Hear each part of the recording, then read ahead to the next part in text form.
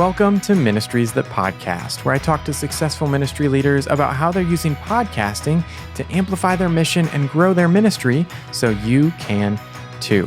I'm Tim Hull, your host and owner of Sonomorphic, a podcast production company that specializes in podcasting for ministries. My guest today is Kate Battistelli, author, speaker, former actress in the Broadway theater world, and a host of the Mom to Mom podcast. Kate and I are going to talk about their unique format with 3 generations of moms having conversations around motherhood, how she and her co-hosts plan and record the podcast as they live in different states, and then why they decided to press pause on the podcast for about a year before coming back with their latest season. So let's jump right in. Here's my conversation with Kate Battistelli. Well, Kate, thank you so much for joining me on the podcast today. Thanks, Tim. I'm excited to be here. Yeah, so I first heard about your podcast through my wife, Lauren, as she was teaching at Grace Christian Academy there in Franklin, Tennessee, where we used to live and where you currently live. Mm-hmm. And then it wasn't too long ago now that she actually started listening to your podcast, and she brought it up as, hey, you should have Kate on. So glad we were able to get you on the podcast. And a little context for her show, she and her co-hosts September and Jamie have published over 120 episodes at this point, and the description of the Mom to Mom podcast reads this way. We're 3 generations of moms who have experienced nearly every season of motherhood. We don't have all the answers, but you can be sure that we'll always point you to the one who does. So I'm glad to have you on the show today to talk about your podcasting journey. And to start off, I wanted to hear a little bit about your background. So I read that you started in kind of this content creation back as a food blogger in about 2010. And you said at that point, I wasn't even a writer. So I'd love for you to take us back to around that time and tell us how you got started in blogging. Yeah, it's crazy. Our daughter, when she moved to Nashville, she's Francesca Battistelli. Yeah. You listen to Christian music. And, I was suddenly an empty nest mom. And I thought, well, okay, now what do I do? Well, I love to cook. She loves to cook. And I thought, well, she's in Nashville. I'm in Florida. Let me just start a little food blog back when blogging was kind of the thing. I thought, because I want her to have my recipes, so I started that. I call it the Kitchen Princess, which is really lame, but, and then I just started wanting to write about the Lord, and I did not consider myself a writer. I knew I could write, but it just wasn't a thing. It wasn't like, I'm going to write a book someday. I just loved Jesus. I wanted to write some things about him. So I started doing that. And then just a whole crazy thing where the Lord literally dared me to write my first book. And that whole story is crazy. I can tell you if you want, but yeah, it was nuts. No, yeah, tell us about it. Well, okay, we had homeschooled Franny, it's what we call her, for most of her life down in Florida. And we were part of this big homeschool, like an umbrella organization. And they called me once she'd moved to Nashville, started getting songs on the radio. People started to know who she was. They called us, the gal that ran the organization, she called and she said, Kate, we want you and Mike to come and speak to our parents. We're having a big 20th anniversary celebration. So would you guys come and speak? Tell us, what did you do to raise your daughter to not just find her purpose, and walk into that, but to continue to follow the Lord, to not walk away like so many young people, they graduate college or whatever, and they just walk away from the church. But she hadn't. I mean, that was her whole life, was worship and making the Lord's name famous. And I'm on the phone with her and she says, would you guys come? I said, oh, sure, we would love to come.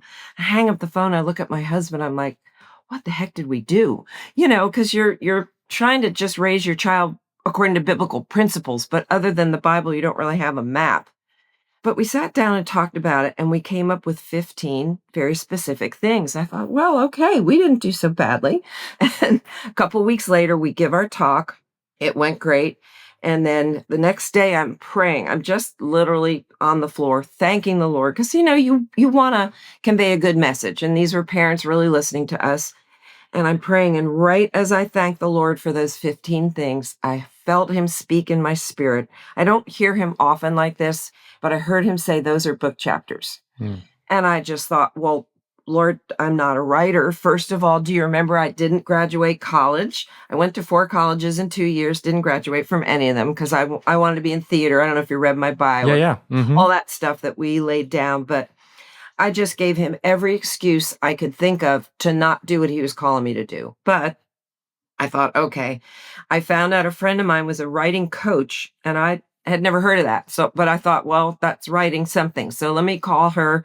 We get together. I show her my 15 things. And I say, is this a book? And she looks at it and says, yes, this is a book. I'm going to get you started. We're going to do an outline. You're going to write it. We're going to get it published. So it was just one of those things where I don't know, it was just crazy. But I did it. I got it written. I got it published without an agent. None of it made sense. But at that point, I really felt after that book came out, I was like, God, you dared me to write that book, didn't you? I knew he did. And I started thinking, I got to look at scripture a little differently. Mm. Look at these biblical heroes. See, how did God call them? To me, it's like a dare. It's like Abraham. I dare you, leave everything behind that you know, your family, your land, everything. Walk away. Just you follow me. I'm not going to tell you. You just go where I'm telling you to go. And it felt like that. I just felt like, God, I don't know what I'm doing. But I started seeing it all over scripture. So that's when I wrote my second book. I wrote a blog post about it, and I ended up writing a book called The God Dare. Because God Dare, I mean, I was not a writer. That's how I saw myself. I said, that's not me. And God said, yes, that is you. And now I'm writing my third book. I mean, it's just interesting how God will work in ways we never expected. You see your life a certain way, and then God says, nope. I call them 90-degree turns. Mm. It's all of a sudden turn left. You're, oh, okay, Lord, whatever you say. If you're trying to follow him and obey. Mm-hmm.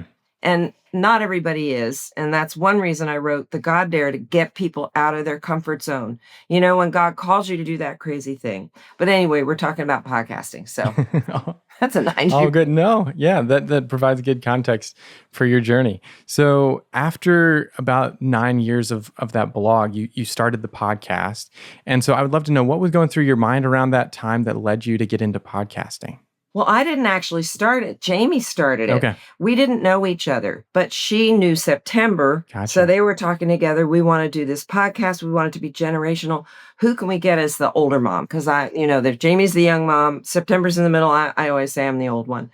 And September knows me. She said, we got to get Kate Battistelli. So they invited me, and I thought, well, this sounds fun. I didn't know anything about, I'd been on podcasts, but I'd never been a podcaster. So I just thought, I prayed. The Lord said, go ahead and do this. I thought, okay. And I'm very glad that I did, just because the podcast has done well. We've been able to impact a lot of women. So I'm very, very grateful that the Lord brought me that opportunity, because it wasn't anything I probably would have sought out. But, another thing, God said, you're a podcaster. So I said, okay, I guess I am. Yeah. So around the time that the podcast launched, that second book, The God Dare, came out, was that an intentional way to help promote the book, or did that just happen to align well for you? It aligned well. It wasn't really a way to promote the book, because I'm trying to remember now what year we started. Was it 2019 or 2019? Yeah, I've done February of 2019. Yeah, it was all sort of happening at the same time, because it was in the winter, and then the book was coming out in June. So it aligned, but it wasn't purposeful. Gotcha. Yeah. So I was looking at the locations that y'all are in. So you're in Tennessee. September's in upstate New York, I believe, and then Jamie's in Minnesota. So yeah, tell me a little bit about how you've been able to leverage technology to both plan and then record the podcast. Well, I wasn't doing much of the technical, and planning was just a matter of schedules. It's not been difficult for us scheduling's probably been the hardest, because you schedule something and then a child gets sick, or this happens. So there's been some of that where we have to reschedule and figure it out. So we never really know when we're getting close to that day. I'm kind of like, well, is anybody going to have an issue? And that happens, but I think that happens with every podcast. I just was supposed to be on another one today, but her computer's not working. So I thought, all right, well, we'll just reschedule. But other than that, there've really been no major issues, which is a blessing. I think that's probably the Lord just protecting us. Yeah, because a lot of things can easily go wrong with technology, and we can always run into things. So that's great that it's been smooth sailing. So I'd love to hear too a little bit about the planning process. How do you go about deciding what topics to talk about? What does that conversation look like beforehand? We each try to come up with topics, and then we talk about them. We try to stay as current as we can, because in 5 years, the landscape has really changed for parenting, for motherhood. So we try to be as current as we can, talk about those topics that are in the news. We try to be really honest. We talk about the real things of motherhood. There's a lot of fun things and surfacey things, but we try to get down into the nitty-gritty, to the hard things, like the mom that's a single mom or divorced or has had a problem with a child or prodigals. We try to get into those deeper subjects because so many moms are dealing with those things, and there aren't a lot of podcasts that talk about that. And because we're three generations, there's the perspective, of Jamie, who may be dealing with something, September, who's for sure dealt with it because she's got 10 kids and a bunch of grandkids. I only had one child to raise. So there's things I'm like, don't let me answer that question because I really can't. When you're talking about siblings, I'm like, well, I can't do that one.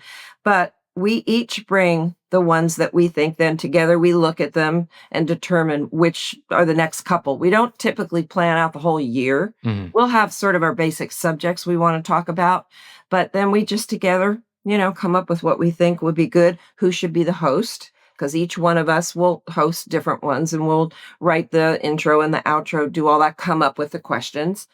So that's basically how that all works. Nice. Yeah. So you had mentioned briefly, and I had read in your bio that you were involved in theater and, on Broadway. So how has that been a beneficial experience now in podcasting? Obviously, it's a lot different, but still performing to some extent. How has that been beneficial? Well, I think I'm just comfortable on the microphone or Mhm. on stage. When you've done as much theater as I did back in the day till the Lord asked me to lay that down, I think it just makes you more comfortable in front of people. But both of the girls are too, because they're speakers also. So they've done that. And I think that helps a lot. I think I just, to relate it to my daughter, she did so much stuff, so much theater with me, all that kind of stuff before she, went into Christian music, that she's always been very comfortable on stage. You can always tell when they're comfortable, when they have experience. So it makes a difference. And I think for all of us also being speakers, none of us are nervous to talk or afraid to talk. We just jump right in, often interrupting each other. No, I got something to say. So that's we all three are comfortable, which is a good thing. Yeah. Yeah. And that develops over time. And as you mentioned, you've been doing the podcast for about 5 years now. So what are some things that you've noticed that have changed, and what are some things that have stayed the same since the beginning? Just things that have changed, probably some of the topics. Hmm. We have changed the length of the podcast. We used to do, it could be 45 minutes to an hour, but as people's attention spans have shortened, as I'm sure it's amazing to me. Even with writing, they tell you write short paragraphs. Don't write long sentences because people's attention spans, which is kind of sad to me. But so we've shortened it. We try to keep in 20, 25 minutes. So the mom making dinner, whatever, can be listening and absorb what we're saying, but not have to be on there for 45 minutes or an hour. So we've changed that. We've always been every other week. So I'm trying to think what else we've changed.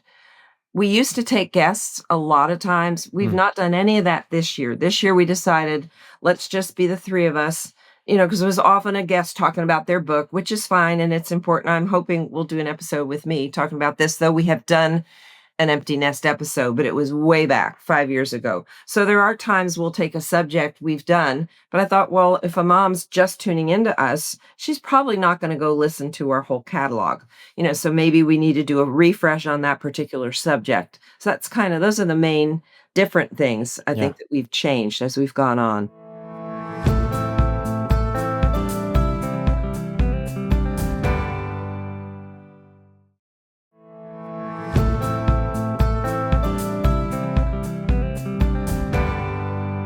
You just mentioned about your newest book and the topic being around empty nest. And so the full title is The After Party of the Empty Nest. And so I went back and looked at the beginning of the podcast, as I usually do, to just try and figure out, okay, how long have they been publishing?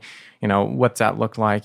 And that new book has just recently come out as this episode airs. It'll be a couple weeks ago that the book came out. So congratulations on that. Thank you. And I noticed, like you just mentioned, that episode 7 was titled The After Party. So I started listening to it briefly and looked at the description of the book and was like, man, these sound like the exact same topic. So I'd love to hear too, what are some of the ways that podcasting and your writing have become intertwined as you develop new content? Well, I think just as I'm developing things, sometimes it might bring up a particular subject we want to talk about. Same with the other two gals. They're dealing with something. I know has had a couple books come out. We've talked about those things. Same with September.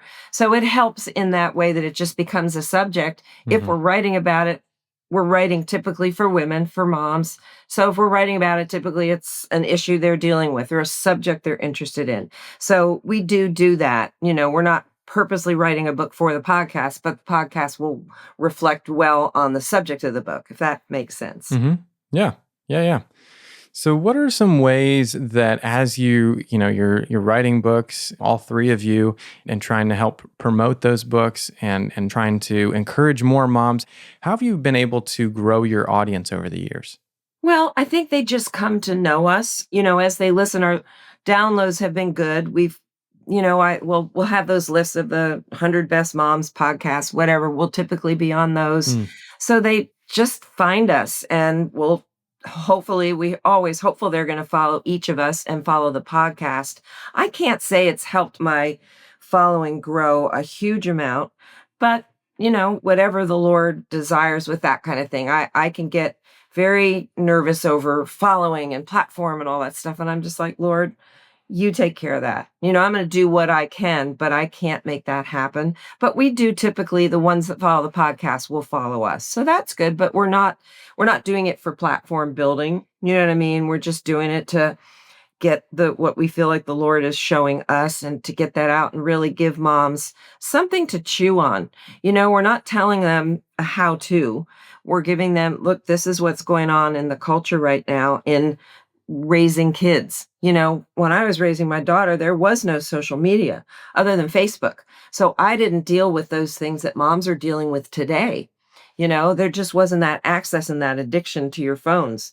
So, that kind of thing is really changing. We do try to talk about those things as much as we can. yeah, that totally makes sense. So I was looking back through the podcast feed as well. I noticed and saw that you guys took about a year break and then started publishing again in 2024, in the fall of 2024. Tell me a little bit about why you decided to press pause on the podcast for about a year before bringing it back. Well, both Jamie and September, like I said, they have kids at home. We're all writing, we're all doing things. And we just felt like we need to take a pause and breathe because it does take time. It takes time to podcast, it takes time to plan out the episodes, come up with your questions, just take the time to record. And we all just felt like we just needed a break. Let's just take a breather, come back. And it hasn't really affected our downloads, which is good. People were glad when we were back because we just have such a different voice with the three generations. It really has made us stand out a little bit because I don't know that there's any other podcast doing that, at least not for mothering. But it was just time. We just felt like it's just time to take a breath, let everybody have a little more space to do the things God was calling us to do. And you have to listen to the Lord. We all know if we're Christians, you've got to do what the Lord's guiding you to do. And we all three felt like this was just time and see what the Lord was going to say. Were we supposed to come back? Because there's seasons for everything. And was this season over? Well, we all knew it was not. So we're continuing. What next year looks like, I don't know. We'll just see what the Lord has. But for now, we're back, and I'm really glad we are because I think it's been a positive influence for a lot of moms. Nice. Yeah. So yeah, like you're talking about, the format is very unique in that there's three generations of moms, and that's kind of the way that it got set up, as you were talking about, from Jamie in September talking through it and then wanting you to join them. What are some conversations that you've found particularly impactful for your listeners that have been powerful because of that perspective? There have been so many that have really affected a lot of moms. I think more of the current ones that we're dealing with, kids that aren't sticking with the Lord, dealing with technology. How do you manage that?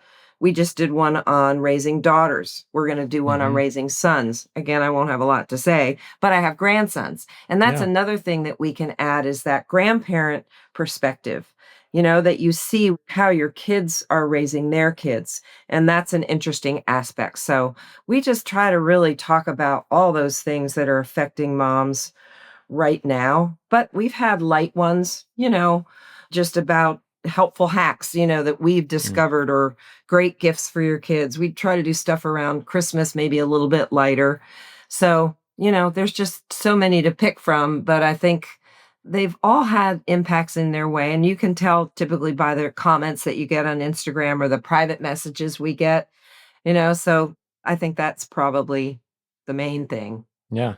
Yeah. How have you seen social media play into that interaction and kind of that feedback loop of what kind of content your audience is looking for and what you should maybe not do another episode of, but maybe let's do more about this topic? What does that kind of look like? Well, typically to know what we should do more of, we try to figure that out. Just the comments that we get from people, either on the episode or personally. Hmm. A lot of times we'll get, because if it's a personal subject, a mom doesn't necessarily want to put it out on Instagram, so it will be more that way that we'll find out, okay, that really hit a nerve. We need to maybe do a little more or research that a little more deeply, do a second part for that or refresh something we did 5 years ago because it's still relevant. I mean, most of it is, but things like we talked about, things have changed so much. I mean, just in a year. Who was talking about AI a year or two ago? And 5 years ago, nobody was, it wasn't on the public persona like it is today. It's just everywhere, which is unfortunate, good and bad. I mean, it was funny. I was looking at one little thing on ChatGPT, something Christian, and it prayed for me. I had this prayer. I was like, well, I know you're just a machine or just a bot, but it put out this really nice prayer. I thought, okay, that's a little creepy just because you're going, okay, why are you praying for me when you're clearly not a person? So, stuff like that. You just go, well, all right. That's just a crazy social thing, just throwing that in there. But Yeah. Yeah. So, what are you excited most about for the future of the Mom to Mom podcast? I think growing our reach, getting to touch on more moms to talk about these hard things. There's just so many kids that are so confused. I don't know if it's the majority, maybe with our listeners, because they're typically Christian moms. So it's maybe a little less among us, but still kids are addicted to their phones, all the things, the pornography, the way that's hitting this young generation walking away from the church. Just there's so many things that are really affecting us negatively. So all those things we want to talk about, just go deep, Hmm. find out what is really affecting moms and talk about all that. Nice. Yeah. All right. Well, let's jump now to the high pass segment where we ignore the lows and I ask you about some of your favorite things. So, as we talked about, you were on Broadway for a time with a national tour. And I read in your bio too that you are a self proclaimed musical theater geek. So, I'd love to know what's your favorite Broadway show? Really anything pre probably 1990. I love any Rodgers and Hammerstein. Of course, The King and I. Hmm. My Fair Yeah. Lady's another one. West Side Story. All that. Since I was a soprano, anyone with a soprano lead, I love all those. So yeah, I love the classic musicals. Mm. So much of what's on Broadway today, just as the culture gets crasser or more crass. I don't know if crasser is a word, but as we get more crass, that just shows in all entertainment. I mean, can't even watch the Grammys anymore. We always used to watch all the award shows. Today, I just can't, it's just gotten so ugly. So I think that has really affected musical theater. I mean, unless it's something like Hamilton, which was just an amazing, Mm. amazing show. So I tend to want to know all the Sondheim stuff. I love Stephen Sondheim. So anything of his, is wonderful for the most part. So yeah, I'm a geek in that because my husband and I met him. He joined the King and I as the associate conductor. So Yeah. we're both musical theater. He has a doctorate in music, so we're both focused on that. We love, and we can remember all the stuff. Somebody brings something up. I'm like, I know what show that's from. That's So great. it's fun. That's great. All right. So now that you've been in the Franklin, Nashville area for a little bit, what's your favorite restaurant that you've come across? There's so many good ones. I love J. Alexander's. They're Mm. a chain, but I don't Yeah. care. They're really, really good. A lot of the southern ones are good. I just don't eat a lot of hot chicken, Hmm. stuff like that. I try not to eat much fried foods. We found a great bagel place coming from the New York, I Mm. lived in New York a long time, grew up Yeah. in New Yeah. Jersey. Boy, I think it's H&S. really good bagels. Anything in downtown Franklin, if people are coming to Nashville, definitely spend a day at least in downtown Franklin or just Franklin. It's such a great town. It's such a Mm. historic town, all the Civil War things. I think one of the main battles that decided the Civil War was fought in Franklin. So there's a lot of history here, great food, great shopping. Everybody Yeah. wants to live here. And I'm from New Jersey. If you'd asked me 20 years ago, will you ever live in Tennessee? I said, no, it's the South. I'm a Northeasterner, but now I love it. I can't imagine living anywhere else. I'm hoping the Lord doesn't move us, but when you have 7 grandkids, you're gonna go where they go. If they go to Nevada, we're going. So, but for I think they're gonna stay here because she needs to be near Nashville, so. Yeah. Nice. Nice. All right. Well, what's one of your favorite stories from a listener about how the Mom to Mom podcast has impacted their life? I think probably from the single moms, we Mm. get a lot of response from them because they're doing this by themselves. I have a whole chapter in the Empty Nest book about a single mom because it's a different world when you don't have a husband there to help you through life, but also child rearing. That's had a lot of impact, I think, for our listeners that are having to deal with that. Or we had one gal on whose husband had passed away, young mom, young kids. It was just a really sad story, but again, how she got through that grief, how the Lord has helped her get through. And that's a big one too. We always try to encourage our listeners that God's in control. He's got this. He's going to get you through. And he does. And sometimes it's much harder. We've talked about like I had a miscarriage. We've talked about those things, which is very, a lot of moms deal with that. So we want to be able to openly and honestly talk about those things, and that has had an impact Mm. on lots of moms. That's great. That's great. Well, as we close our episode today, Kate, who else do you know that would be a great guest for this podcast? Oh, there's Brooke McLaughlin and Stacey Thacker have a podcast. I know Brooke and Stacey, and they have a brand new book coming out about praying for your teens, which is so necessary. I wrote the foreword for Stacey. She's praying for teen girls. She has 4 girls. Brooke has, I think, 3 boys. So they're wonderful. Katie Reed has the Martha and Mary podcast. I'll think of some others Yeah. and send them to you. Sounds good. Well, thanks, Kate. Really appreciate you taking the time to chat through your podcasting journey and where the Lord's brought you. It's been a great conversation. Thank you, Tim. Thanks for having me on. I really enjoyed my conversation with Kate and hearing her journey from blogging to becoming an author and then later getting the opportunity to co-host the Mom to Mom podcast. You can listen to the Mom to Mom podcast with the link in the show notes. Well, that's going to do it for this episode of Ministries That Podcast, produced by Sonomorphic. If you enjoyed today's episode, make sure to follow or subscribe to the podcast and share it with a friend. That's the best way to support this show, and together we'll help more ministries grow and thrive through podcasting. Now come back in 2 weeks to hear my conversation with Garrett Hampton, a movie industry veteran as a motion control technician who later directed the documentary Schoolhouse Rocked, The Homeschool Revolution, and currently is producer of the Schoolhouse Rocks and Homeschool Insights podcasts. Garrett and I are going to talk about why he left his career in Hollywood, how podcasting became his full-time job, the advantages of recording video for your podcast, and how the show has evolved and grown over the past 6+ years. Well, until next time, keep encouraging your audience as they follow Jesus.